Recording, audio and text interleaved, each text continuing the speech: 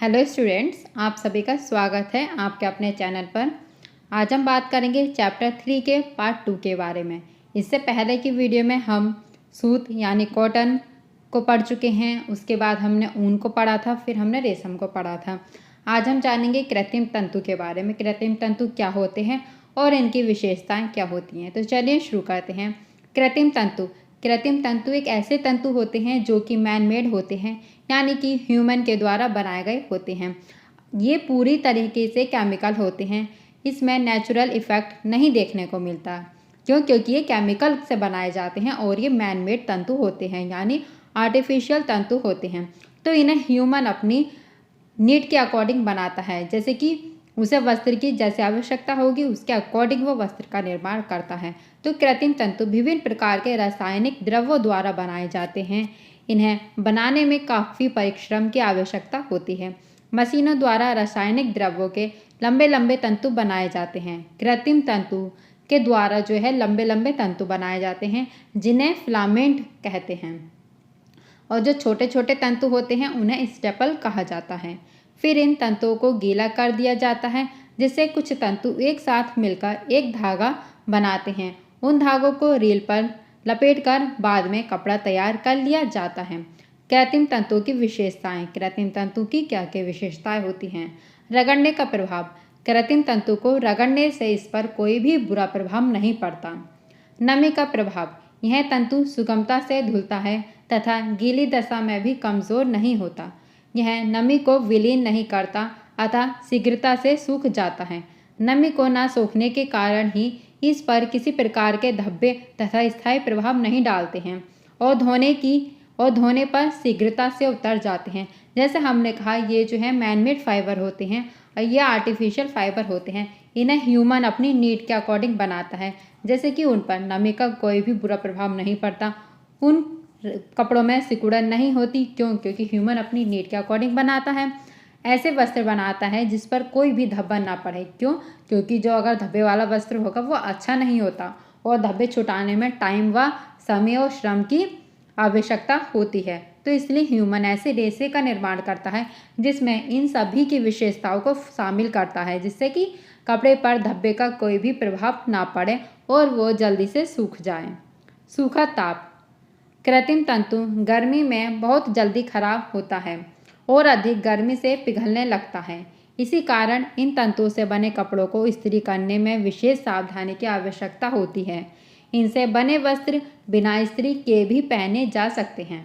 जलाने पर कृत्रिम तंतुओं को आग बहुत शीघ्र लगती है। आग लगने पर यह पिघलता है। रसोई में आग के पास काम करते हुए हमें कृत्रिम तंतुओं से बने वस्त्रों का उपयोग नहीं करना चाहिए, क्योंकि यह आग को बहुत शीघ्र पकड़ते हैं।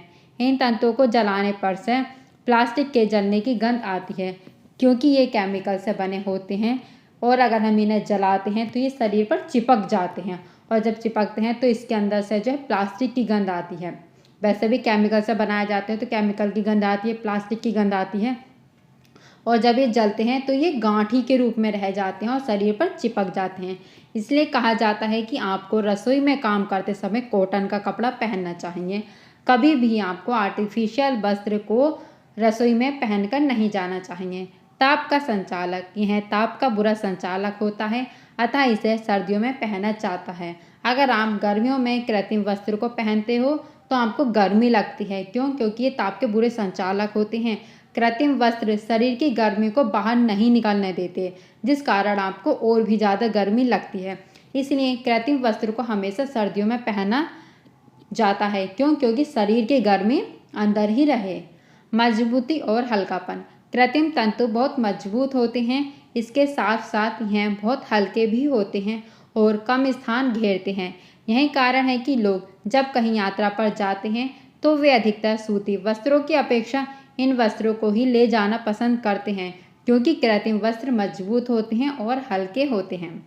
सिकुड़न का प्रभाव। कृत्रिम तंतुओं से बने वस्त्रों पर सिकुड़न बहुत कम पड़ती है और इसको बिना इस्त्री के ही पहना जाता है। सोडे का प्रभाव। कृत्रिम तंतु पर सोडे का कोई भी बुरा प्रभाव नहीं पड़ता है। अब हम जानेंगे वस्त्र की आवश्यकता क्यों होती है। ह्यूमन को वस्त्र की आवश्यकता क्यों हुई। रोटी, कपड़ों और मकान, ये मनुष्य की 3 आवश्यकताएं होती हैं जो कि बहुत ही ज़्यादा ज़रूरी हैं। और वस्त्रों की आवश्यकता मनुष्य को अपने शरीर को ढकने के लिए होती है। अपने शरीर को ढकने, सुंदर बनाने और सर्दी तथा गर्मी से बचने के लिए हमें वस्त्रों की आवश्यकता होती है। वैसे तो शरीर को ढकने के लिए हम भिन्न भिन्न प्रकार के वस्त्र पहन सकते हैं, जैसे कि सूती, रेशमी, नायलॉन आदि। किंतु सर्दी से बचने के लिए हमें इन वस्त्रों के साथ साथ ऊनी वस्त्रों की भी आवश्यकता होती है। हमें कैसे वस्त्र पहनने चाहिए? वस्त्र के संबंध में हमें निम्नलिखित बातों का ध्यान रखना चाहिए, जैसे कि वस्त्र ऋतु अनुकूल होते हैं, यानी कि अगर हमें सर्दी लगती है तो हम ऊनी वस्त्र पहनते हैं और शरीर को ढककर रखते हैं, जिससे कि हमारे शरीर की गंदगी बाहर ना निकल पाए। जबकि वहीं आपने देखा होगा कि गर्मी के दिनों में आप बहुत हल्के वस्त्र पहनते हैं, जिससे कि आपके शरीर को गर्मी ना लगे। वस्त्र सदैव ऋतु के अनुसार पहनने चाहिए। ग्रीष्म ऋतु में सूती वस्त्रों का प्रयोग करना ही सर्वोत्तम होता है, यानी गर्मी के दिनों में कॉटन वस्त्र पहनने चाहिए, क्योंकि यह पसीने को सोख लेते हैं तथा आसानी से धोए जा सकते हैं और शीघ्र नहीं फटते हैं। सूती कपड़ा शरीर को ठंडक पहुंचाता है। सर्दियों में रेशमी व कृत्रिम तंतुओं के वस्त्र पहने जा सकते हैं, क्योंकि वे शरीर की गर्मी को बाहर नहीं जाने देते और शरीर का तापमान बनाए रखते हैं। अधिक सर्दी में न केवल रेशमी कृत्रिम वस्त्र बल्कि उनके साथ ऊनी वस्त्र पहनने भी अति आवश्यक होते हैं। तो यहाँ पर बताया गया है कि गर्मी में कॉटन के वस्त्र पहनने चाहिए, कम सर्दी में रेशम के और नायलॉन के यानी कृत्रिम तंतु पहनने चाहिए। अधिक ठंड के टाइम आपको ऊनी वस्त्र पहनने चाहिए। ऊनी वस्त्र हवा को अपने छिद्रों में दबाए रखते हैं, जिससे शरीर की गर्मी बाहर नहीं निकलती और बाहर की ठंडी हवा शरीर को नहीं छूती। इसके अतिरिक्त वस्त्रों के रंग भी ऋतु के अनुकूल होने चाहिए। गर्मी में हल्के रंग के वस्त्र या चटकीले रंग के कपड़े जैसे कि काला, लाल, सतरंगी आदि नहीं पहनने चाहिए। गर्मी में हमें हल्के रंग के वस्त्र पहनने चाहिए, जबकि जो गहरे रंग के वस्त्र हैं उनसे बचना चाहिए। गहरे रंग पर सूर्य की किरणों का प्रभाव बहुत शीघ्रता से पड़ता है। ये रंग हमें गर्मी प्रदान करते हैं, अतः ऐसे वस्त्रों को सर्दियों में पहनना ज़्यादा लाभदायक होता है। गर्मियों में हमें हल्के रंग के जैसे कि सफ़ेद कपड़े पहनने चाहिए, क्योंकि वे शरीर को ठंडक पहुंचाते हैं और आंखों को भी अधिक अच्छे रखते हैं। तो कुल मिलाकर गर्मी में आपको हल्के रंग के वस्त्र पहनने चाहिए, जबकि सर्दी में आपको गहरे रंग के वस्त्र पहनने चाहिए। वस्त्र बहुत तंग ना हो। कुछ वस्त्र बहुत टाइट होते हैं जो कि शरीर से चिपके रहते हैं, तो ऐसे वस्त्र आपको नहीं पहनने चाहिए। वस्त्र बहुत ज़्यादा टाइट और बहुत ज़्यादा लूज नहीं होने चाहिए। वस्त्र आपके शरीर को स्वस्थ बनाए रखने के लिए और अंगों के विकास के लिए फिटिंग का होना सही बहुत ज़रूरी है, क्योंकि अगर आप टाइट वस्त्र पहनोगे तो आपके शरीर जो आपका शरीर है वो ग्रोथ नहीं कर पाएगा, और अगर आप ज़्यादा लूज वस्त्र पहनोगे तो वो आपकी पर्सनैलिटी पर अच्छे नहीं लगेंगे। इसलिए आपको नॉर्मल साइज़ के वस्त्र पहनने चाहिए। ज़्यादा लूज वस्त्र नहीं पहनने चाहिए और ना ही ज़्यादा टाइट। शरीर को सुडौल और स्वस्थ रखने के लिए तथा अंगों के ठीक विकास के लिए यह अति आवश्यक है कि वस्त्र तंग ना हो। इसका अर्थ यह है कि हम फैशन ना करें और हम अपने मित्रों के साथ उठने बैठने में झिझक करें, किंतु फैशन उतना ही करना चाहिए जिससे उठने बैठने, चलने फिरने, खेलने आदि में बाधा ना हो। बच्चों के वस्त्र सोते समय उसके शारीरिक विकास की ओर अत्यधिक ध्यान देना चाहिए।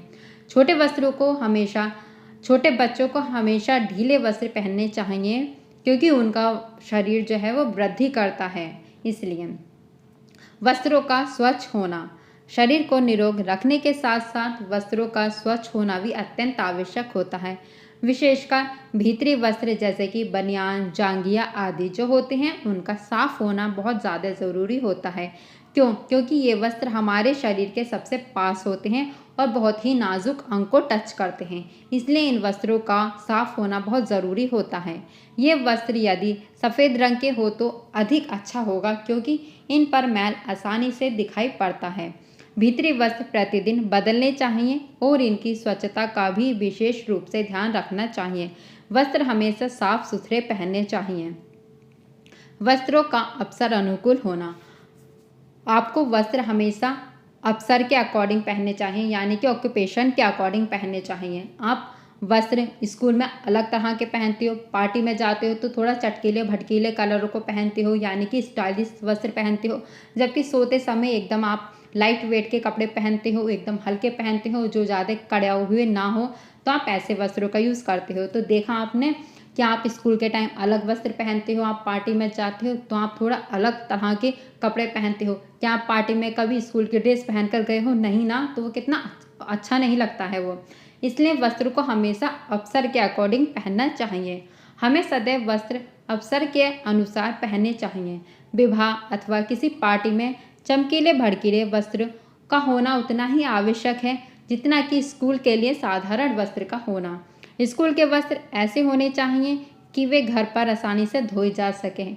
यदि हम पिकनिक के लिए जा रहे हैं तो हमें ढीले व मजबूत वस्त्र पहनने चाहिए जिससे हम आसानी से खेल कूद सकें। रात के सोने के वस्त्र दिन के पहनने के वस्त्रों से अलग होने चाहिए। रात को पहनने वाले वस्त्र ढीले होने चाहिए जिससे नींद में करवटें लेने में आसानी रहे। तो वस्त्रों को हमें हमेशा अवसर के अकॉर्डिंग पहनना चाहिए। बच्चों के वस्त्रों का चुनाव। आइए जानते हैं हम बच्चों के वस्त्रों का चुनाव किस प्रकार करना होगा। बच्चों के उत्तम विकास और स्वास्थ्य के लिए उचित प्रकार के वस्त्रों का प्रयोग किया जाता है। बच्चों के वस्त्र आरामदायक व ढीले ढाले होने चाहिए। कैसे होने चाहिए? आरामदायक और ढीले ढाले होने चाहिए जिससे उनकी शारीरिक वृद्धि व अंगों की गति उचित प्रकार से हो सके। प्रायः लोग जन्म के 1 वर्ष तक बच्चों को ऊपर बनियान, झबला तथा फ्रॉक पहनाते हैं तथा नीचे पहनाने के लिए लंगोटे और जांघिया का प्रयोग करते हैं। बच्चों के वस्त्रों का चुनाव करते समय निम्नलिखित बातों का ध्यान रखना चाहिए। पहला है कोमलता तथा हल्कापन। बच्चे की त्वचा कोमल होती है इसलिए उसके लिए नर्म व हल्के वस्त्र होने चाहिए जैसे कि वॉयल, मलमल, कैमरिक तथा रूबिया वॉयल आदि। नमी सोखने के गुण। कपड़े में नमी सोखने का गुण होना चाहिए जिससे बच्चे के शरीर से निकले हुए पसीने को सोख सकें। कपड़े में हमेशा नमी होनी चाहिए जिससे कि बच्चे के शरीर से पसीना निकलता है तो वो उस पसीने को सोख ले, ऐसे वस्त्र का यूज़ करना चाहिए। इसके लिए सूती कपड़ा उपयुक्त होता है क्योंकि इसमें नमी सोखने का गुण होता है। रंग। वस्त्रों के रंग की ओर ध्यान देना अति आवश्यक होता है। गर्मियों में हल्के रंग के वस्त्र पहनने चाहिए। हल्के नीले, हरे, गुलाबी, बादामी रंग अच्छे होते हैं क्योंकि इनसे गर्मी कम लगती है और इनका प्रभाव ठंडक पहुंचाने वाला होता है। गहरे रंग के कपड़े पहनने से अधिक गर्मी लगती है इसलिए गहरे रंग सर्दियों के लिए अच्छे होते हैं। कपड़ों का रंग पक्का होना चाहिए क्योंकि कच्चे रंग त्वचा के लिए हानिकारक होते हैं। यही नहीं, रंग खराब हो जाने से कपड़ा भी भद्दा प्रतीत होता है। तो बच्चों के वस्त्र खरीदते समय क्या क्या ध्यान रखना चाहिए वो सब हमने यहाँ पर जाना। अब हम जानेंगे कि वस्त्र पहनते हैं तो वस्त्र गंदे हो जाते हैं तो वस्त्रों की किस प्रकार धुलाई करनी चाहिए। वस्त्र की धुलाई। वस्त्र गंदे होने के कारण 2 होते हैं। पहला होता है शारीरिक मैल द्वारा, यानी हमारे शरीर पर जो वस्त्र लगा रहता है, जो हमारे शरीर की गंदगी यानी पसीना वगैरह होता है उनसे जो वस्त्र गंदा होता है वो हो गया शारीरिक मैल द्वारा। दूसरा होता है बाहरी मैल द्वारा, जैसे कि धूल, मिट्टी जो है ये बाहरी धूल के प्रकार हो गए, यानी बाहरी मैल के द्वारा वस्त्र गंदा होता है। सबसे पहले हम पढ़ेंगे शारीरिक मैल के द्वारा। शारीरिक मैल, जैसा हम सबको ज्ञात ही है कि हमारी त्वचा पर छोटे छोटे रोमकूप होते हैं जिनके द्वारा हमारे शरीर की गंदगी पसीने के रूप से बाहर निकलती है। जब हम कपड़े पहनते हैं तो यह गंदगी हमारे कपड़ों के साथ लग जाती है जिससे हमारे वस्त्र मैले हो जाते हैं। पसीने से गंदे वस्त्रों से दुर्गंध आने लगती है। तो ये था शारीरिक मैल द्वारा। अब पढ़ेंगे बाहरी मैल द्वारा।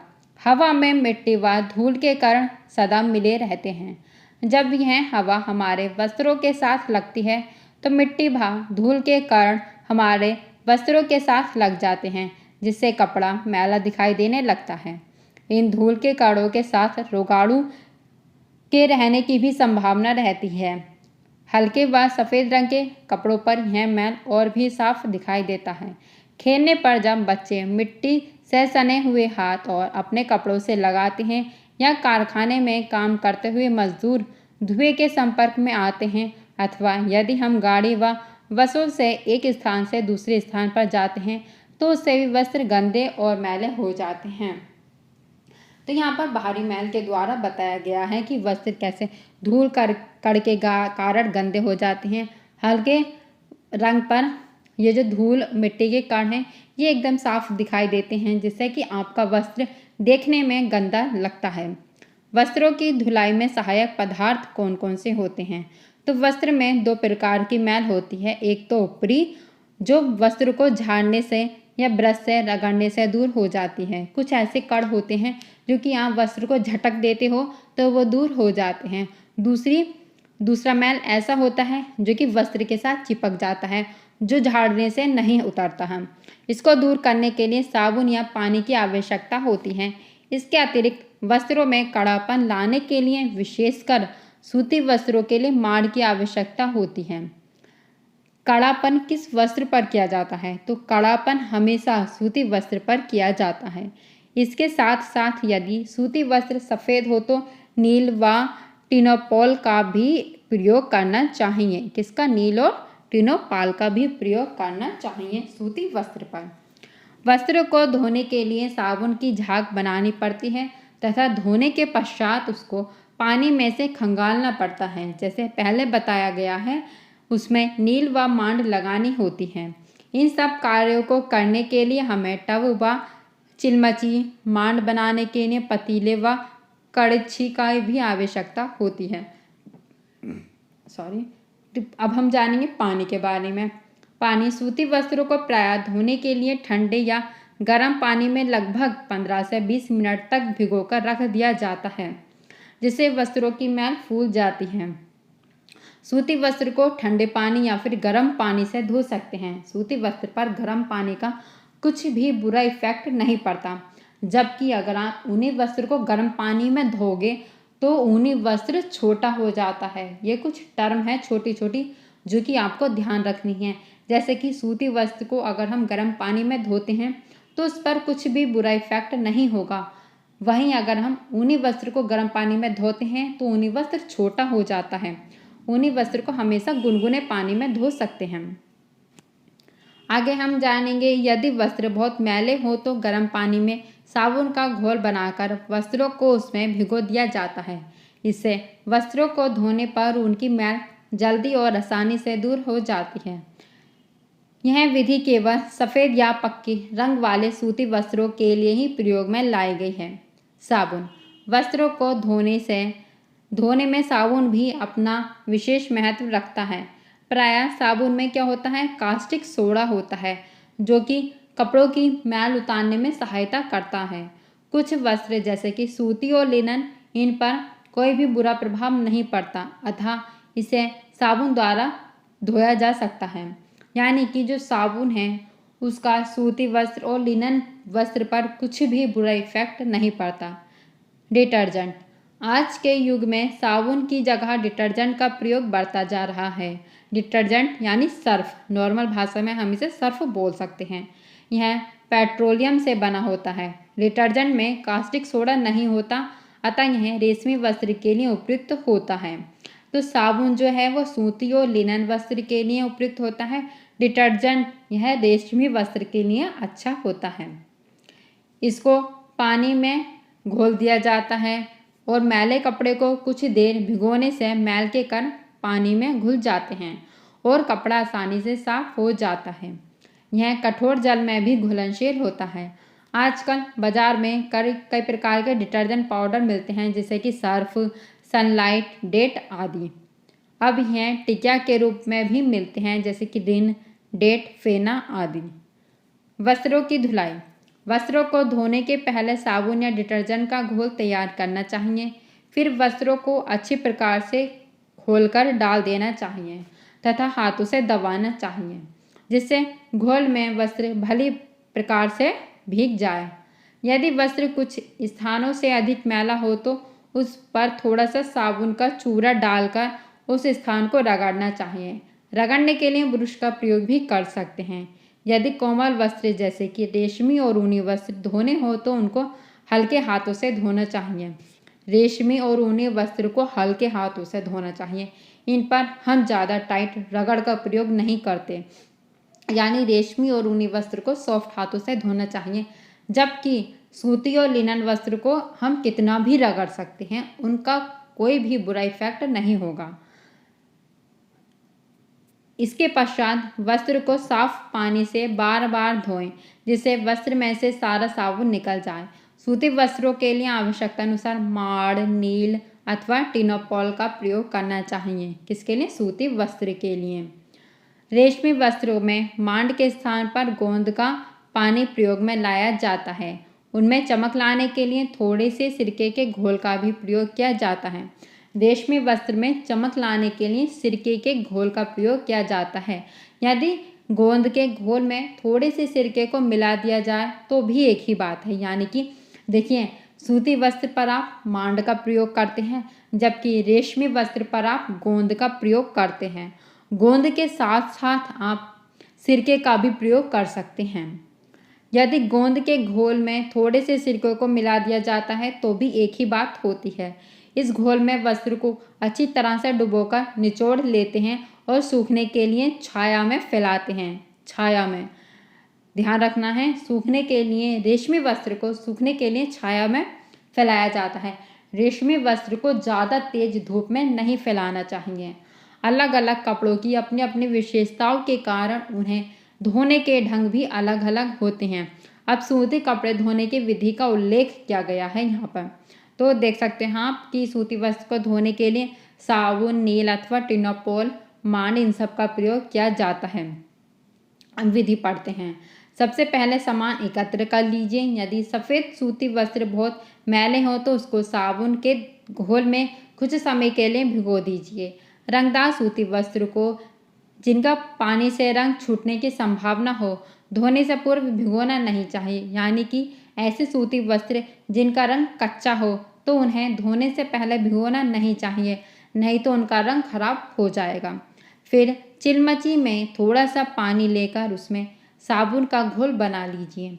जैसा पहले बताया गया है कि सूती वस्त्र को तेज क्षार जैसे कि कास्टिक सोडा से कुछ भी हानि नहीं होती, इसलिए इनको धोने के लिए किसी भी साबुन या डिटर्जेंट का प्रयोग किया जा सकता है। झाग बनाने के बाद वस्त्र को खोलकर उसमें डालिए और अच्छी तरह से मलिए। मैले स्थान विशेषकर कफ, कॉलर आदि पर थोड़ा सा साबुन का चूरा लगाकर अच्छी तरह से रगड़िए। यदि वस्त्र अधिक मैला हो तो ब्रश और रगड़ने के तख्ते को भी काम में लाया जा सकता है।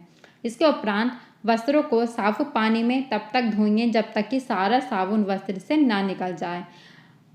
धुलाई के बाद वस्त्र को अच्छी तरह से धोना चाहिए जब तक कि उसका सारा सरफ ना निकल जाए। किसी चिलमची में थोड़ा सा पानी जिसमें वस्त्र अच्छी तरह से भीग सके ले लीजिए। फिर तैयार की गई मांड को किसी पतीले कपड़े से छानकर पानी में अच्छी तरह मिलाइए। इसके अतिरिक्त यदि वस्त्र सफ़ेद हो तो थोड़ा नील का भी प्रयोग कर सकते हैं। यदि वस्त्र सफ़ेद हो तो उसे धूप में सुखाइए। यदि वस्त्र में अधिक सफ़ेदी आ जाती है, रंगदार वस्त्र को छाया में सुखाना चाहिए जिससे उसका रंग खराब ना हो। जब वस्त्र भली भांति सूख जाए, उस पर थोड़ा सा पानी छिड़ककर उसको कुछ समय के लिए रख दीजिए ताकि वस्त्र पर पानी अच्छी तरह फैल जाए। फिर उसको इस्त्री करना चाहिए। सूती वस्त्र पर इस्त्री करने से पहले वस्त्र पर पानी की कुछ छींटें दी जानी चाहिए, या फिर आप नम वस्त्र पर ही इस्त्री करें तो सूती वस्त्र पर अच्छे से इस्त्री होती है। ये चैप्टर हमारा यहाँ पर कंप्लीट होता है। तो देखा आपने, हमने क्या पढ़ा? हमने इस चैप्टर में धुलाई के बारे में जाना, लिनन क्या है, सूत क्या है, सूत यानी कॉटन क्या है, रेशमी वस्त्र क्या है, आर्टिफिशियल वस्त्र, इनकी विशेषताएं वगैरह। तो यहाँ पर ओवरऑल हमने हमारे जो वस्त्र होते हैं उनकी बेसिक इन्फॉर्मेशन ली है, जैसे कि वस्त्र पर क्षार का क्या प्रभाव होता है, रेशमी वस्त्र पर मांड लगाना चाहिए जबकि सूती वस्त्र पर मांड लगाना चाहिए जबकि रेशमी वस्त्र पर गोंद लगाना चाहिए। तो यहाँ पर हमने थोड़ी जो बेसिक इन्फॉर्मेशन होती है हमारे कपड़ों की वो जानी। तो आज की वीडियो हमारी यहीं पर पूरी होती है। धन्यवाद।